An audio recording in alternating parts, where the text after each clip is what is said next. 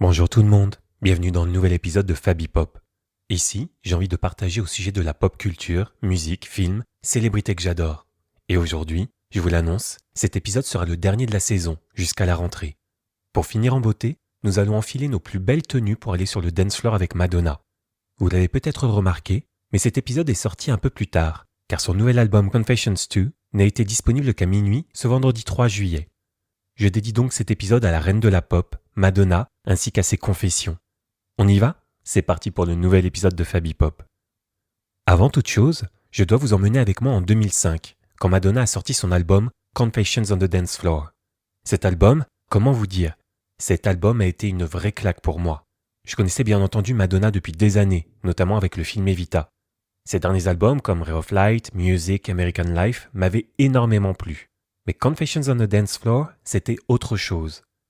L'album a été fait avec un producteur que Madonna connaissait depuis quelques années, notamment pour être parti en tournée avec elle.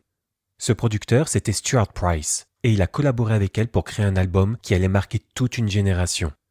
Par la suite, il a aussi collaboré avec Kylie Minogue pour son album Aphrodite, notamment pour l'hymne All the Lovers, qui donnera son nom à la fanbase de la chanteuse australienne, mais aussi participé à la production de l'album Future Nostalgia de Dua Lipa.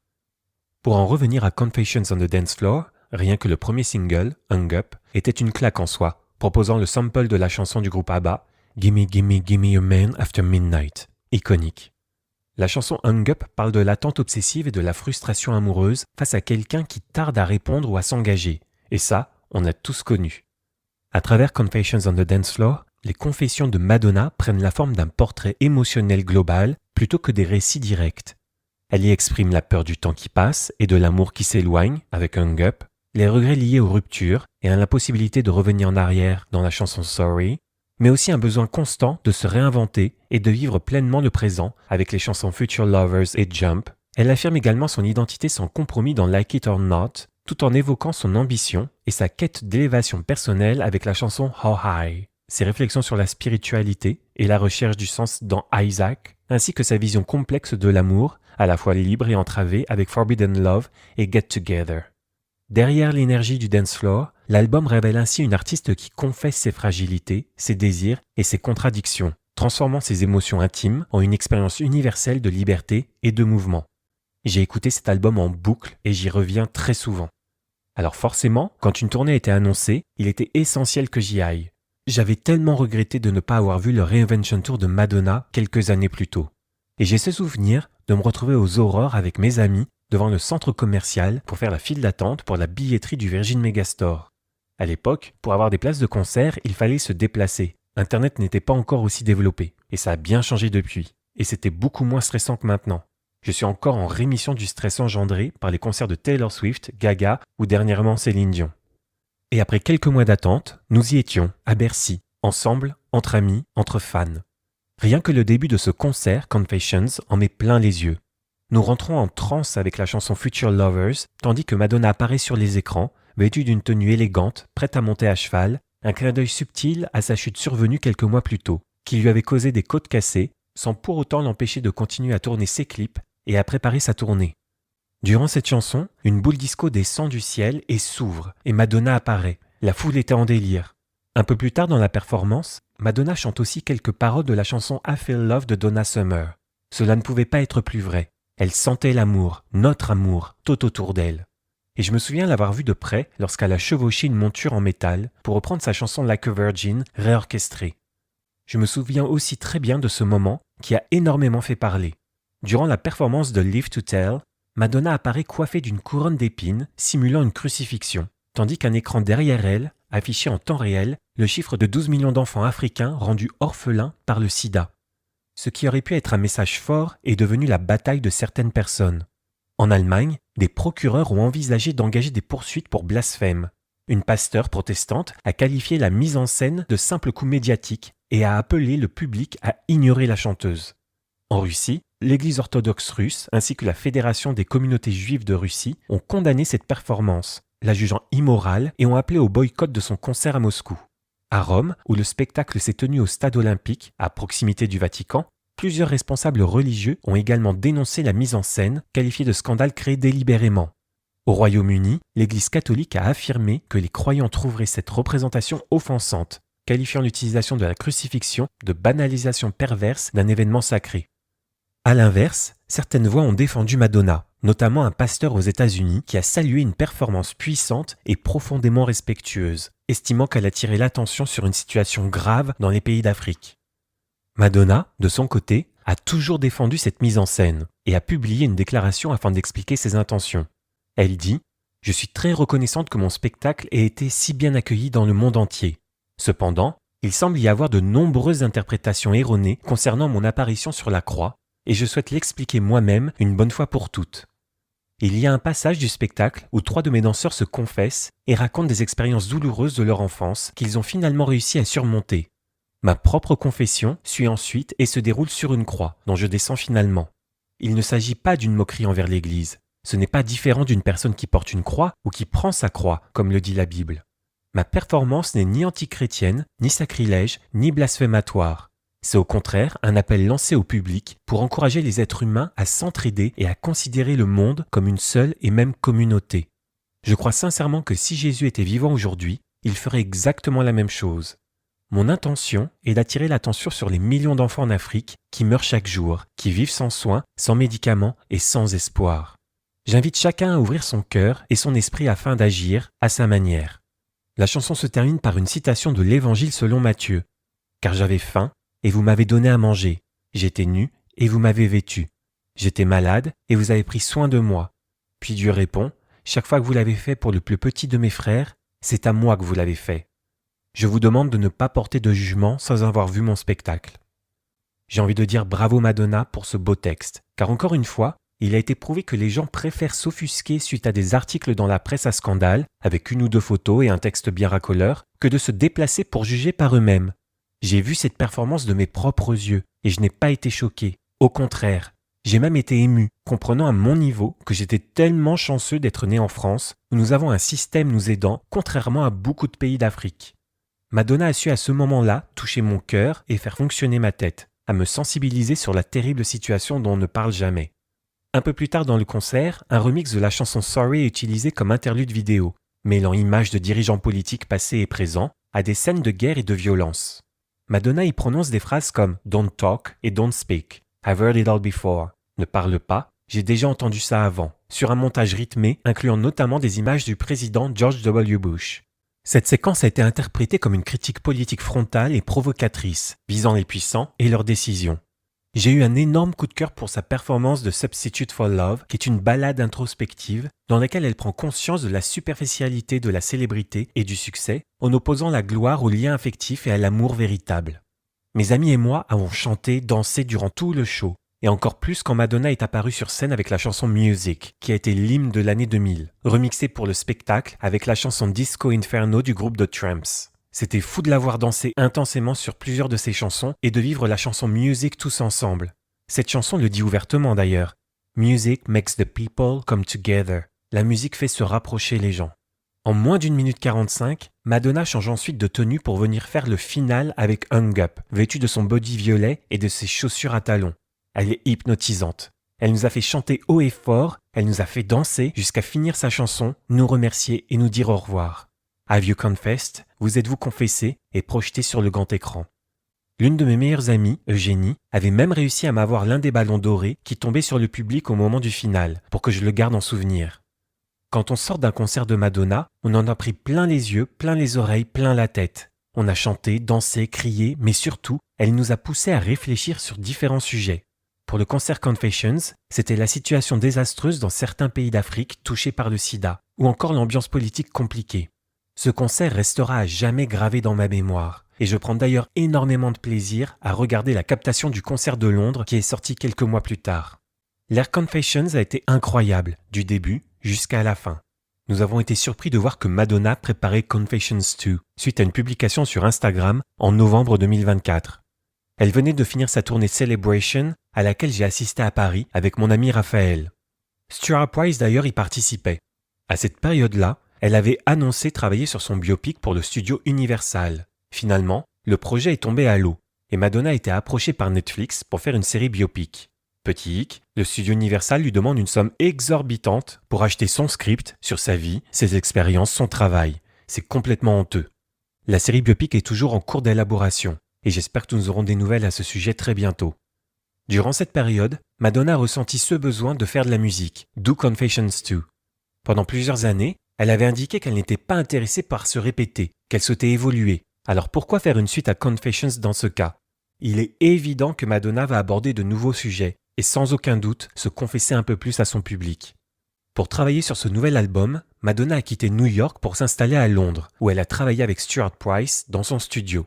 Elle a décrit ce processus créatif comme une véritable médecine pour son âme, expliquant que l'écriture de chansons lui offrait une liberté totale sans avoir à demander l'autorisation de qui que ce soit. Alors qu'une réédition en vinyle de l'album Confessions on the Dance Floor était envisagée, elle et Price ont estimé que le nouvel album devait être aussi bon, voire meilleur que celui-ci. Et elle a précisé que même si de nombreux titres étaient très confessionnels, elle les avait sélectionnés en fonction de l'envie de danser qu'ils suscitaient. Le projet était profondément influencé par des épreuves familiales, notamment la maladie et le décès de son frère, Christopher, et de sa belle-mère, et s'est ouvert sur des chansons liées à ses traumatismes, dont la chanson de Test, coécrite avec sa fille Lourdes, vécue comme un moment de guérison qui a confirmé que c'était le bon moment pour réaliser cet album. Finalement, le 14 avril 2026, Madonna vide son compte Instagram, avant de remplacer sa photo de profil par une image floue. Son site officiel a également été mis à jour, affichant une série de visuels, puis une image fixe montrant une enceinte argentée placée entre ses jambes. Sur cette photo, elle portait une version des bottes à lacets de Yves Saint Laurent sur mesure, revisitant un modèle emblématique de la première ère Confessions. Le lendemain, Madonna a officialisé l'annonce de Confessions 2 sur Instagram. Le 17 avril 2026, Madonna a rejoint la chanteuse américaine Sabrina Carpenter sur la scène principale de Coachella en tant qu'invitée surprise. Ensemble, elles ont interprété Vogue, un nouveau titre nommé Bring Your Love, ainsi que Like a Prayer.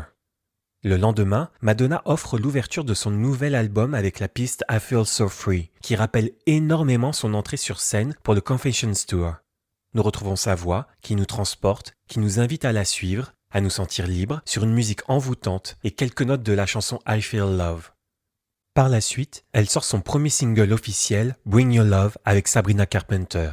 Le 4 juin 2026, Madonna donne un concert surprise et gratuit pour le mois des fiertés à Times Square à New York, produit et diffusé en direct par Grindr.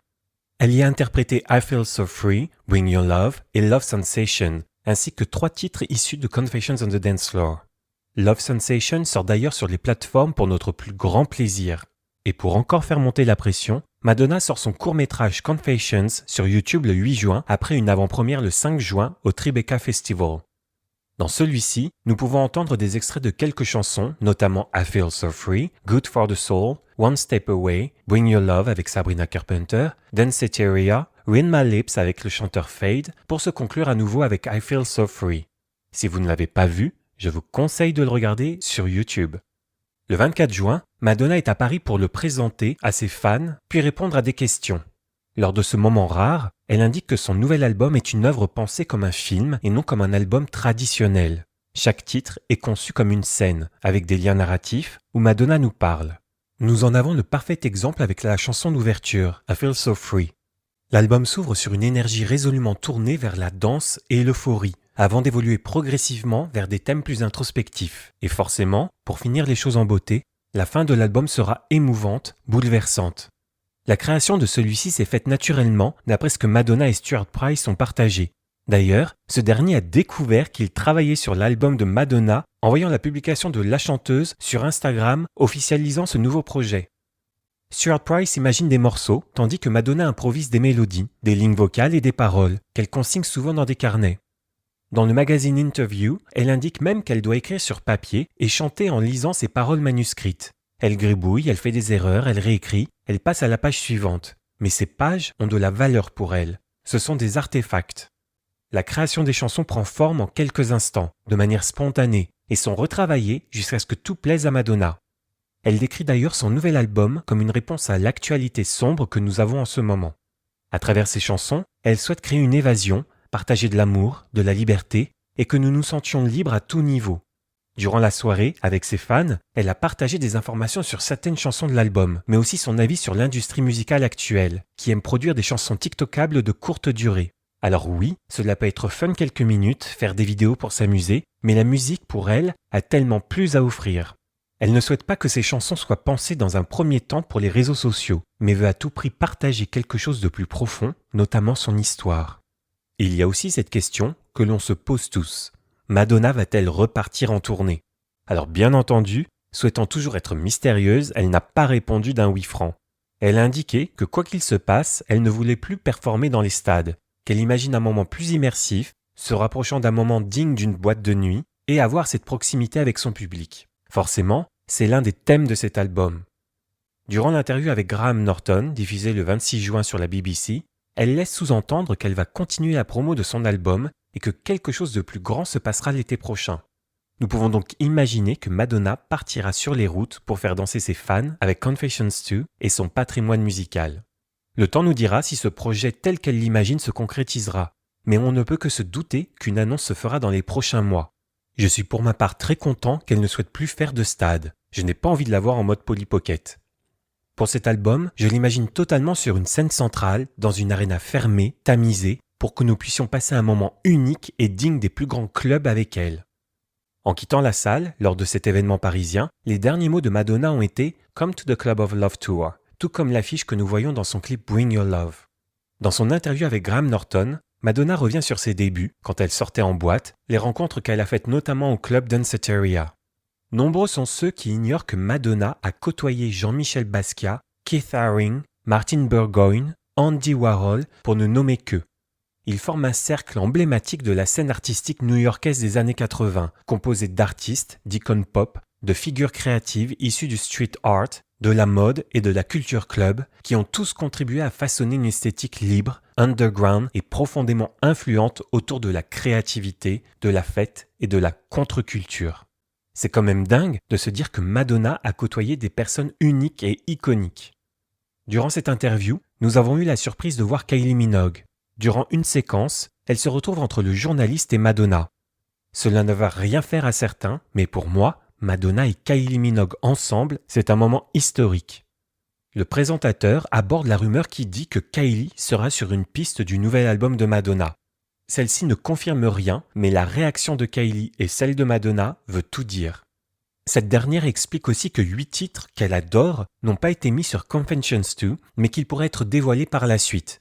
Une version super deluxe de Confessions 2 est-elle à prévoir ? J'espère en tout cas que j'aurai la surprise d'entendre Kylie durant la première écoute de Confessions. Et c'est avec vous que je vais l'écouter. Bien entendu, je ne pourrai pas vous partager l'audio, mais pour ce dernier épisode de Fabi Pop avant des vacances bien méritées, j'avais envie de faire quelque chose d'un peu différent. Alors c'est parti, il est minuit, j'écoute enfin le nouvel album de Madonna.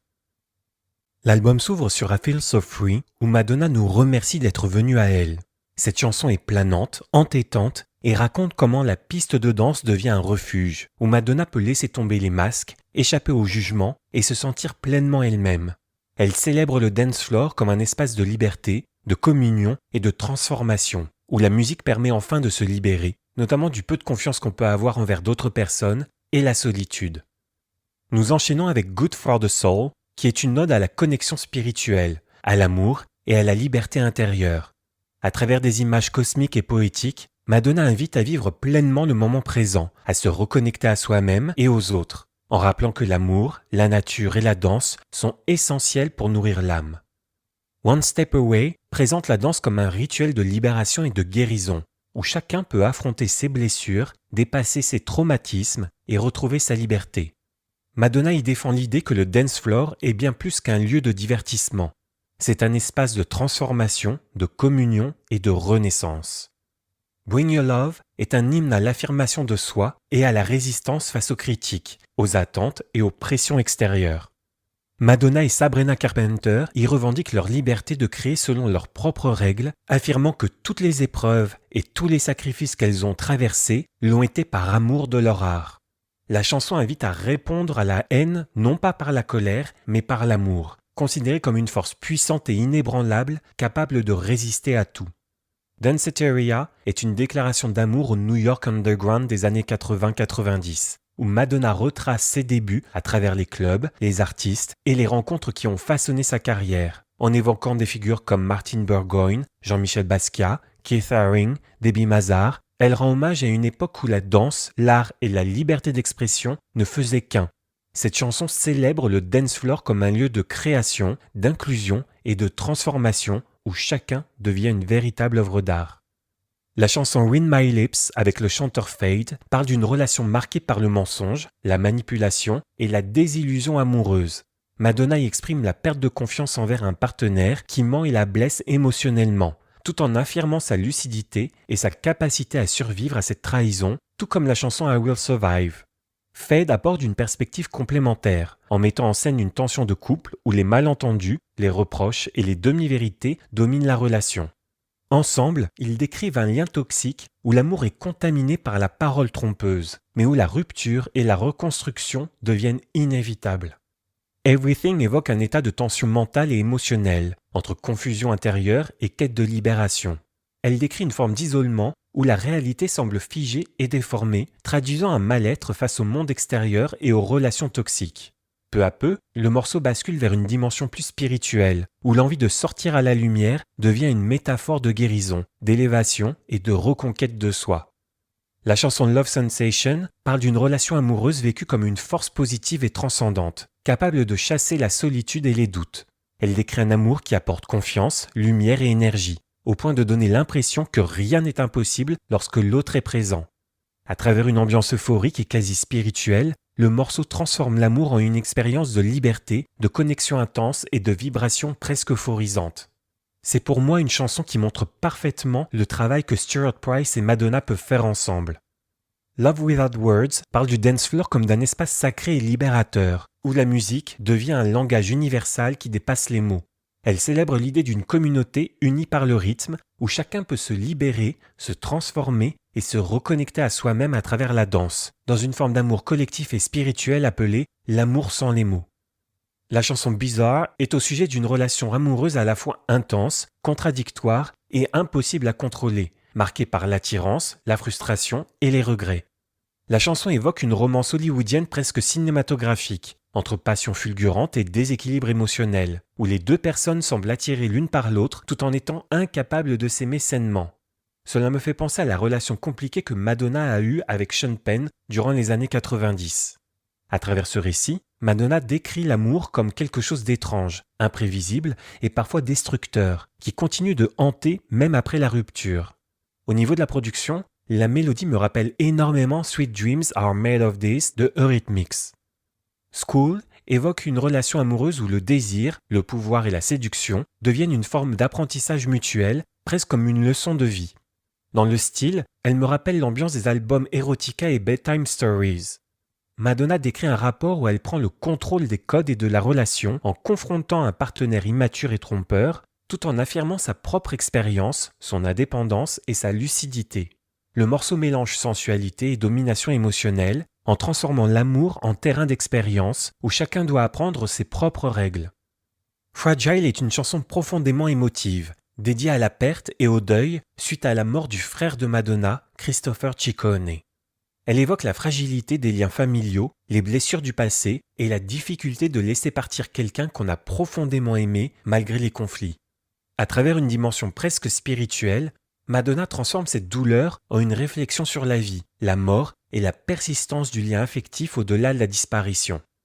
Sur My Sins Are My Savior, avec Stromae, Madonna chante en français pour mon plus grand plaisir. Dans cette chanson, elle parle d'une lutte intérieure entre souffrance, résilience et transformation personnelle. Madonna y exprime une forme de réappropriation de ses péchés et de ses blessures, qu'elle présente non pas comme des faiblesses, mais comme une force qui l'a aidée à survivre et à se reconstruire. En parallèle, Stromae apporte une dimension plus critique et philosophique, évoquant les conséquences parfois ambivalentes des actions humaines et la manière dont la lumière peut naître des fissures. Ensemble, ils construisent un dialogue autour de la douleur, de la rédemption et de la quête de liberté intérieure. Et il y a ce final au piano, qui enchaîne avec une trompette à la Miles Davis pour Betrayal, trahison. Cela donne un côté mélancolique digne de grands films hollywoodiens, comme je les aime. La mélodie au piano me parle, elle me dit quelque chose, et là, j'ai réalisé que c'était une musique du compositeur Erik Satie, que j'adore énormément. La chanson décrit la relation familiale conflictuelle de Madonna avec sa belle-mère, perçue comme une présence intrusive et source de trahison émotionnelle. Madonna affirme reprendre le contrôle de son histoire et insiste sur le fait que cette personne ne remplacera jamais sa mère, qui est morte quand elle n'était qu'une enfant. Malgré la colère et la douleur, le texte évoque une forme de lâcher-prise et de réconciliation intérieure où les émotions sont libérées et la relation finit par s'apaiser sans effacer les blessures. Nous avons ensuite une chanson unique et magique nommée The Test, que Madonna partage avec sa fille Lourdes, aussi appelée Lola. Elle chante au début de la chanson les paroles Little Star, qui pour moi fait directement référence à la chanson ayant ce titre sur son album Ray of Light, sorti en 98 et qui était déjà dédié à sa fille. C'est une réflexion intime sur leur relation mère-fille, entre amour, héritage et quête d'indépendance. Elle évoque la tension entre protection et liberté, Madonna reconnaissant la pression et l'exposition qu'elle a imposée à sa fille, tout en exprimant son amour et ses regrets. De son côté, Lourdes affirme son identité propre et son besoin de se construire en dehors de l'ombre maternelle. Ensemble, elles décrivent un lien profond, fragile et évolutif, où chacune apprend à laisser l'autre exister pleinement. Leurs voix se marient tellement bien, je trouve cette chanson touchante, sachant que pendant des années, leur relation était quelque peu compliquée. Cela fait vraiment plaisir de les entendre chanter ensemble. L'album se termine avec LES Girl, Lower East Side Girl, qui est une chanson nostalgique qui raconte une histoire d'amour et de désillusion dans le Lower East Side de New York. Madonna chante au sujet d'une relation intense mais fragile avec un garçon bohème de la scène artistique new-yorkaise, entre passion, errance et instabilité émotionnelle. À travers cette ambiance urbaine et intime, Madonna évoque aussi la fuite du temps, la jeunesse perdue et les souvenirs qui persistent malgré tout. Cette chanson douce, magnifique, mettant en avant la voix de Madonna, est une façon sublime de terminer un album qui montre tout le talent de la chanteuse. L'album Confessions 2 est pour moi un projet très personnel, montrant la force, l'ambition, mais aussi la vulnérabilité de Madonna. C'est un album qui propose un voyage émotionnel, construit autour du dance floor comme un espace de liberté, de guérison et de transformation personnelle. Cette nouvelle collaboration avec Stuart Price ainsi que d'autres artistes est une vraie réussite. Leur travail pour la tournée Celebration et cette envie de revisiter l'héritage de Madonna permet à cet album de nous proposer ce voyage dans le passé musical et personnel de la chanteuse, tout en faisant de multiples références à différentes ères de Madonna, comme Everybody, Ray of Light et bien entendu Confessions on the Dance Floor. La force de l'album est aussi cette construction atypique comme un set de DJ en continu. Les chansons sont mixées de telle sorte qu'elles se suivent les unes après les autres, sans aucun arrêt. Nous plongeons dans divers univers musicaux, tout en gardant cette influence du son des années 90. L'album s'ouvre sur une énergie euphorique et dansante, avant de glisser progressivement vers des territoires plus sombres, intimes et introspectifs. Et cela s'entend aussi par le rythme puissant du début de l'album, comme au début d'une soirée, où nous dansons, nous sommes heureux de vivre, nous sommes pleins d'énergie, et qui change progressivement pour devenir un peu plus lent, comme une fin de soirée où nous sommes moins nombreux sur la piste de danse, créant une ambiance parfois plus intime, en tête-à-tête avec quelqu'un ou même seul. Au fil de l'album, Madonna explore ses blessures personnelles, comme la perte de son frère Christopher, ce qu'elle pense de sa belle-mère, de sa relation complexe avec sa fille Lourdes, ainsi que d'autres épreuves marquantes de sa vie récente. Des titres comme Fragile ou The Test incarnent ce versant plus émotionnel et familial, tandis que d'autres morceaux évoquent ses débuts dans les clubs new-yorkais et l'énergie fondatrice du dance floor. Confessions 2 apparaît comme un équilibre entre célébration du passé et confession intime du présent entre nostalgie et maturité.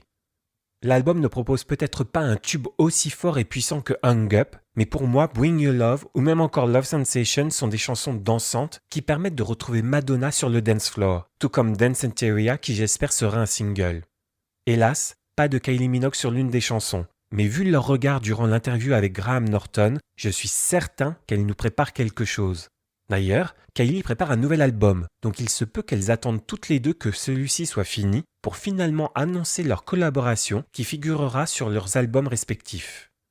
Quoi qu'il en soit, ce retour de Madonna est l'un des plus forts qu'elle ait pu avoir depuis des années, où elle partage avec nous, consciente de son héritage, de son histoire, confiante et alignée avec sa propre légende. En reliant son passé new-yorkais, ses relations intimes et une quête de résilience, l'album transforme la piste de danse en récit autobiographique, où la musique devient à la fois exutoire, mémoire et reconstruction. Confessions 2 est une réussite. Je dois même dire que j'ai adoré Confessions on the Dance Floor, mais je dois être honnête, je trouve que Confessions 2 est bien plus pensé pour le dance floor. J'ai l'impression que je peux aller danser sur chacune des chansons de ce nouvel album. Confessions 2 prolonge Confessions on a Dance Floor sans vouloir le reproduire. Ce sont deux albums complètement différents. J'espère que Madonna va le défendre sur scène, car il le mérite bien. Et elle mérite d'avoir tout notre amour avec elle. Et je suis sûr que pour ce prochain concert, nous allons tous chanter, danser et crier de joie. Pour ma part, j'ai eu un coup de cœur direct pour I Feel So Free, Bring Your Love et Love Sensation. Mais j'ai tout de suite accroché avec Danceteria dans le court-métrage. Et l'entendre en entier m'a confirmé que c'était une chanson excellente. À la première écoute, j'ai aussi beaucoup aimé School, Betrayal, The Test et LES Girl. Je suis certain que Confessions 2 va m'accompagner pendant tout l'été ainsi que durant plusieurs années. J'espère en tout cas que je vous ai donné envie de le découvrir et que vous passerez un excellent moment en compagnie de Madonna. Cet épisode est le dernier avant le mois de septembre-octobre, où je reviendrai pour partager d'autres concerts, d'autres albums et films. Je pense notamment au concert de Ariana Grande en août, tout comme son nouvel album qui va sortir bientôt, mais aussi le concert d'une chanteuse country et d'une comédie musicale que je vais voir au mois de septembre.